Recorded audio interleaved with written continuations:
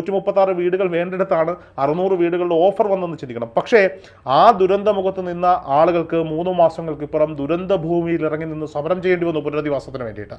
പിന്നീട് 6ാം മാസത്തിൽ വീണ്ടും സമരമുഖത്തേക്ക് വരുമ്പോൾ കോടതി സർക്കാരിനെ വിമർശിക്കുന്ന താക്കീത് കൊടുക്കുന്ന അവസ്ഥയിലേക്ക് പോയി. അവിടെ ഓഫറുകൾ വെച്ചതിൽ ചില സംഘടനകൾ കുഞ്ഞു കുഞ്ഞു വീടുകൾ വെച്ചു കൊടുത്തത് കൂടാണ്ട് ഏറ്റവും വലിയ രീതിയിൽ പറയാൻ കഴിയുന്ന ഒരു വസ്തുത എന്ന് പറയുന്നത് കവളപ്പാറയിൽ ഒരു കുന്നിൽ യൂസഫ് അലി വെച്ചു കൊടുത്ത 30ഓളം വീടുകൾ.